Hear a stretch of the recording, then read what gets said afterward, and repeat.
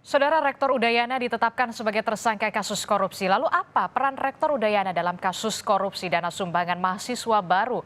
Kita tanyakan langsung kepada Aspitsus Kejati Bali, Agus Eko Purnomo. Selamat malam, Pak Agus. Selamat malam, Mbak Asti. Ya, Pak Agus, jadi sebenarnya seperti apa keterlibatan dari Rektor Universitas Udayana dalam kasus korupsi dana sumbangan mahasiswa baru ini, Pak Agus? Yang bersangkutan sebagai ketua panitia penerimaan SPI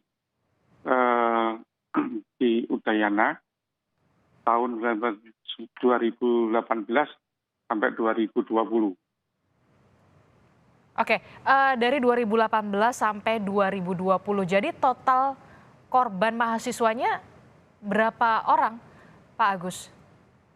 Total untuk yang ini kita bedakan ya, untuk yang tanpa dasar, yang tanpa ada SK dari itu, yang pungutan liar, katakanlah begitu, ini sejumlah 362 orang dengan total uang yang telah diterima 3,9 miliar.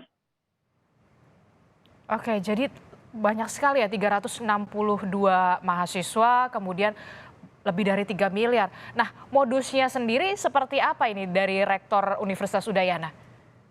Untuk sementara ada dua modus yang kita tangani, yaitu yang pungutan tidak sesuai SK tanpa dasar, itu yang saya sebutkan tadi 3,9. Kemudian yang penggunaannya dari SPI tidak sesuai dengan ketentuan, itu ada 105 miliar. Oke, jadi bisa dikatakan ini pungli yang kemudian menjadi modus dari Rektor Universitas Udayana. Nah, pungutan liarnya ini dibalutnya seperti apa? Apakah uang gedung atau uang seperti apa? Ini kan kalau nggak salah jalur mahasiswa atau jalurnya mandiri begitu ya? Betul, betul. Seperti yang Mbak katakan tadi, ini kan semangatnya untuk uang gedung. Sumbangan pengembangan institusi. Pengembangan institusi ini adalah untuk sarana prasarana. Jadi penggunaannya harus ke sana, tidak boleh untuk yang lainnya. Oke, jadi ada pungli sarana dan prasarana begitu ya, Pak Agus? Nah, penggunaan Pak. sarana dan prasarana. Nah, selain Ya. dari Rektor Udayana ini dalam kasus korupsi ini ada berapa tersangka lagi? Kan tidak mungkin sendirian ini Rektor dari Universitas Udayana ini.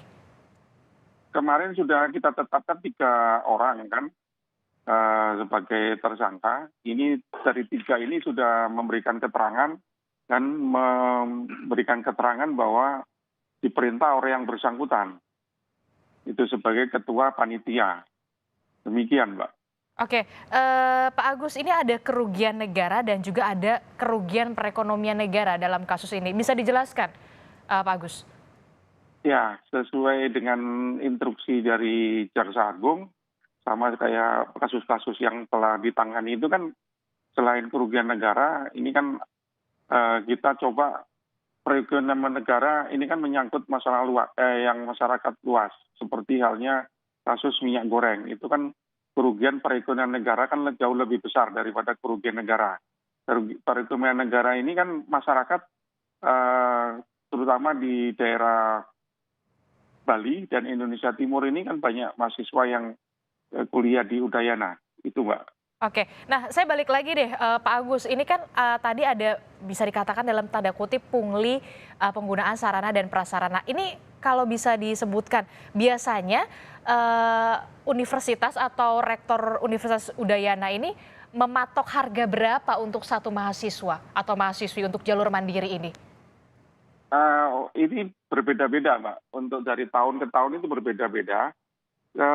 Ada juga yang tahun 2019 atau 2020 ya, itu ada levelnya, levelisasi. Di level itu ada yang maksimal 1,2 miliar. Untuk satu mahasiswa? Iya. Itu paling besar 1,2 miliar itu untuk dipatok Iya. biayanya? Iya, tadi sudah kita periksa juga yang 500, 700, 1 miliar, 1,1, 1,2 sudah kita lakukan pemeriksaan tadi. Oke, jadi mahasiswa-mahasiswi yang ingin masuk jalur mandiri ke Universitas Udayana ini harus membayar 500 juta, 700 juta, 1,2 miliar, bahkan yang paling besar begitu. Ini rata ke semua fakultas atau ada fakultas tertentu? Ada fakultas tertentu, Fakultas apa, Pak? terutama untuk fakultas kedokteran sama teknik yang tinggi.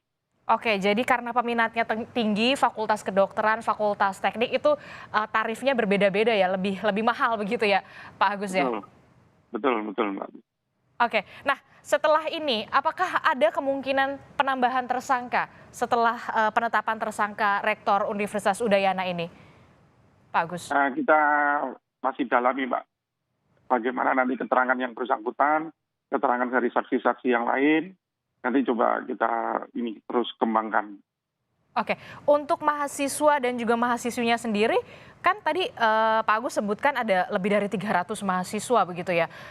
Apakah sudah ada laporan soal ini? Apakah nantinya akan dibuatkan posko pelaporan atau seperti apa? Karena jumlah mahasiswanya yang jadi korban banyak sekali nih Pak.